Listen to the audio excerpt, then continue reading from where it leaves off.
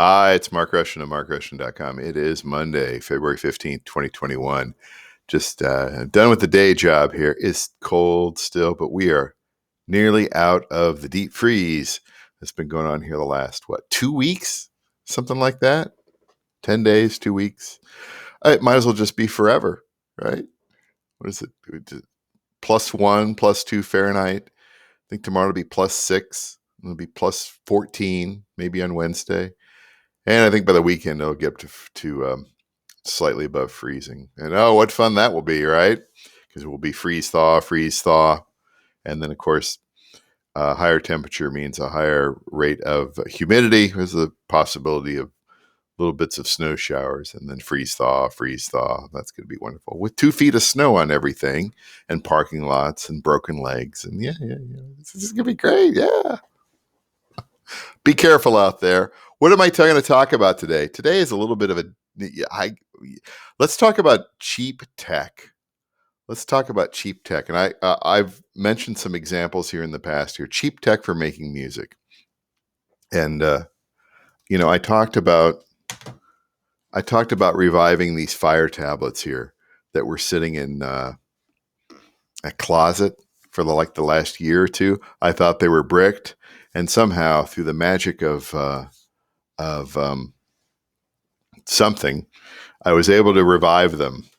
They would not charge a long time ago, and I thought they were bricked, and they were not. And I was able to eventually get them to recharge. The batteries aren't that great in them at this point in time, but they're not the end of the earth. You can play around with them for a few hours and as a musical instrument. And then what I also did along the way was I added the Google Play Store to it, because the Fire Store doesn't really have much beyond the usual stuff. But the Google Play Store isn't exactly setting the world on fire compared to iOS. But there are some synths out there. There's some drum beats, some groove boxes. There's some other different types of applications out there that you kind of mess around with.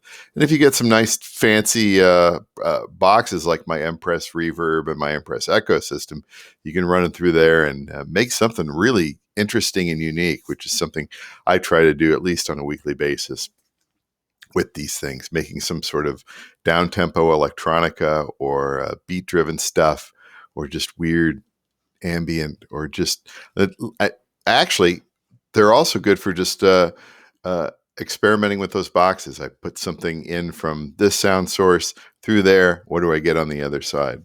If it's pleasing to me, I'll make a recording out of it. Run it out for 1.5 minutes, 2 minutes, 2.5 minutes.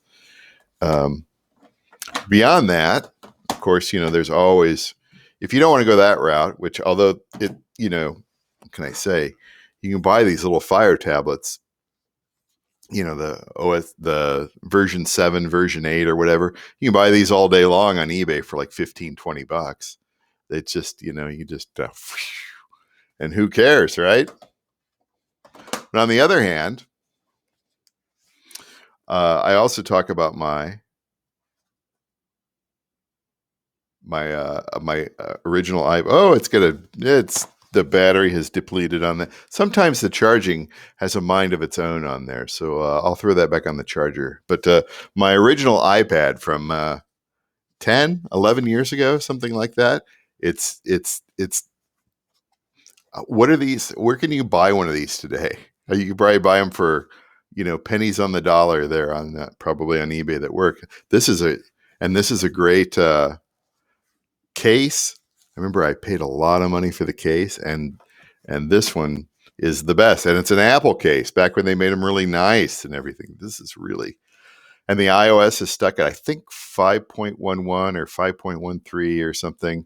And so the apps never update. And of course, you can't get anything new on there. But everything that's on here is, like I say, frozen in amber. So if you want newer, then you can get like an iPad Air or something like that. And even an iPad Air from 5 or 6 years ago, they're not going to cost that much, and you can still kind of upgrade them to the new OS. But I love that I still have this. The old iPad 1. So that's kind of fun too. Another thing, and I've talked about my recorders here. This is my Tascam DR05. It's probably 6 or 7 years old. It still does the job. I have a Zoom H2 over there that's half broken. It still works. But here's something else. And I learned this from John today. John and I had a phone call. And he goes out to the thrift stores all the time. Goodwill, Salvation Army, Vinnie's, everything. Pawn shops. He's in there all the time. But the best thing right now is you can go into like Salvation Army and Goodwill's, and there are sound bars in there, Bluetooth sound bars, and for not very much money. They're pretty cheap now, and you can. He got one the other day. It's the sound bar, and then he went back and got the subwoofer, and it was just a fraction of the new price. It was how much did you pay for that? Yeah, wow, that's like super cheap. I want to say it was under $10 for the whole lot. And I was just like, you can just, wow, the Bluetooth works on that.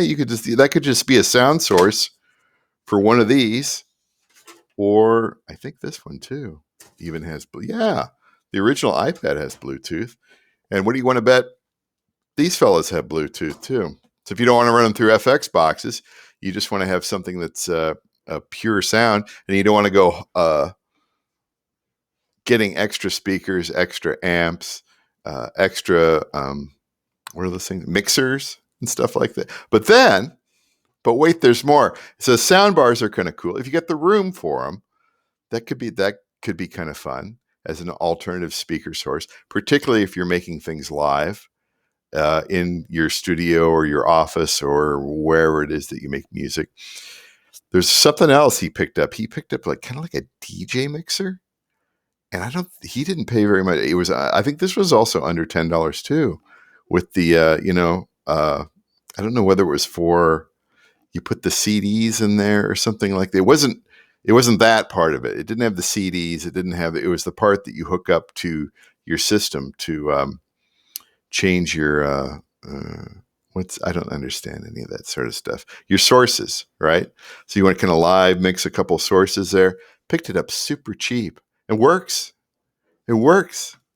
Don't have to go out and spend tons and tons of money on new things.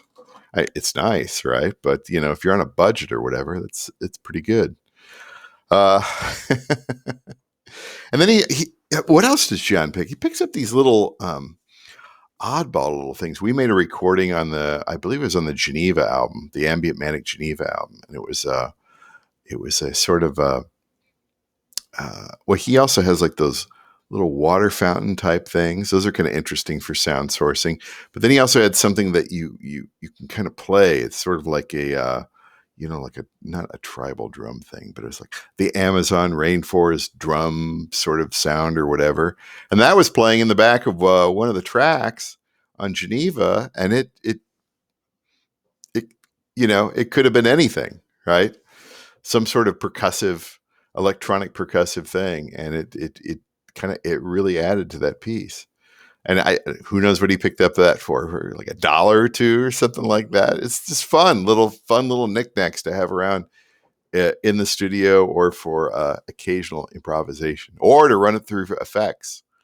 And so I've always been big on that sort of thing. I remember back in 05, 06, I told him, I said, I want to have like, that's back when those little handhelds, like the iPacs and the Microsoft Windows, PDAs and stuff, not smartphones, but they were PDAs, the Palm Pilot, but not the Palm Pilot. It was the more advanced stuff, the Windows-based stuff.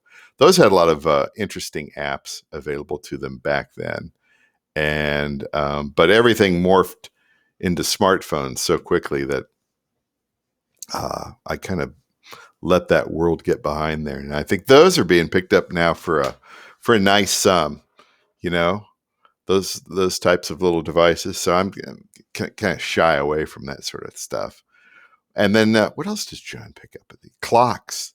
He's like really into clocks. he's into electronic clocks, but I also thought, the idea of super cheap clocks that make sound. If you have put a room, but just put a whole bunch of clocks in there, right? And then a microphone, and then you run them through the effects, and that could be kind of neat.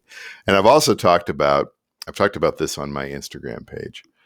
In the future, like when I have my own studio, it would be great to go out and buy or make or buy wind chimes and have them be inside, you know, and then run like oscillating fans, circulating fans in there at a certain distance. See, it's very, a little calming, and maybe the quiet fans too. Maybe by then like those little quiet fans that, like the Dyson and stuff like that.